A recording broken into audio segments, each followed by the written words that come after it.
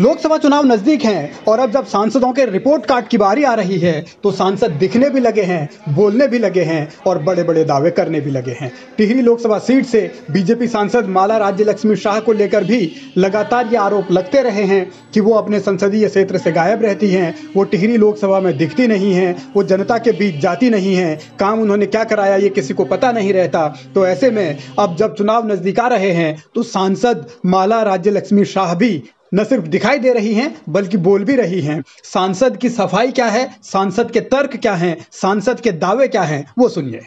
मेरा क्षेत्र ही नहीं, सभी का क्षेत्र बड़ा है, बल्कि ऐसा है कि हमारे एक सांसद एक विधायक जैसा नहीं होता है और सभी हमको यही नहीं बस सेंटर से भी हमारा काम होता है। विशेषकर हम लोग का काम सेंटर से है, सेंटर से यहाँ काम लाने का हमारा एक एमपी का काम होता है। और एक एमपी सिर्फ अपना कॉन्स्टिट्यूंसी ही नहीं बट पूरा हिंदुस्तान में हमको लोग को जाना पड़ता है, हमारा कम्युनिटीज़ में होना पड़ता है, हमें वहाँ रहने के लिए बहुत ज़रूरी होता है। और मुझे लगता नहीं कि मेरे हिसाब से मैं अपने तरह से काम कर रही हूँ। और बहुत ही बड़ा कॉन्स्टिट्यूंसी, एक जगह जाए तो दूसरा को पता नहीं लगता है, दूसरा को जाए तो तीसरा को पता नहीं लगता है। मगर मुझे लगता है जिस तरह से मैं इतना साल तक कर रही हूँ उसमें लोगों का बोलने के मुंह तो मैं नहीं रोक सकती हूँ। अपने तरफ से मैं बहुत कोशिश कर रही हूँ और कर भी रही हूँ। ठीक है।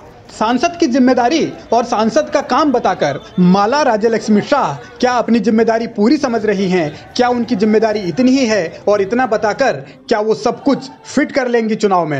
ये तमाम ऐसे सवाल हैं जिनका जवाब टिहरी की जनता को ही देना है, क्योंकि सांसद तो ये कह रही हैं कि वो हर किसी का मुंह बंद नहीं कर सकती। अब जनता को जवाब चुनाव में देना है, लेकिन उससे पहले बीजेपी एक बार फिर मोदी सरकार के नारे के साथ मैदान में। आज भारतीय जनता पार्टी प्रधानमंत्री नरेंद्र मोदी जी के नेतृत्व में देश में 21वीं सदी के लायक एक बड़ी परिवर्तन की ओर बढ़ रहा है।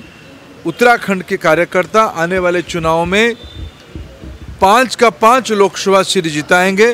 हम फिर एक प्रचंड बहुमत के साथ 300 से अधिक सीटों को लेके एनडीए प्रधानमंत्री नरेंद्र मोदी जी को तीसरी बार प्रधानमंत्री की दायित्व दिलवाएगी, देश से अवसर देगा, इसमें हमारी पूरा भरोसा है।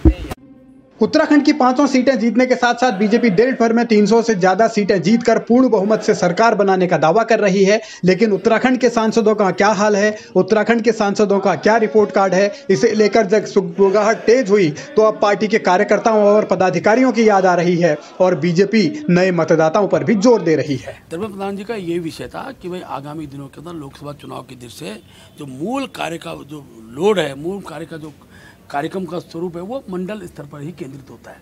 इसलिए मंडल के कार्यकर्ताओं को भी 180 दिन प्रतिदिन सक्रिय रहना है, ये आह्वान उन्होंने किया है। और उसके लिए जन जागरण और ख़ास तौर पर जो बूथ हमारे कमज़ोर है उन बूथों पर कैसे हम उसको जीत सकते हैं। इसके साथ साथ सबसे बड़ी बात जो उनके माध्यम से आई है वो आई है कि भाई आखिरकार नव मतदाता बनाने का काम, इसको भी बहुत व्यापक रूप से हमको करना है। ये सारे विशेष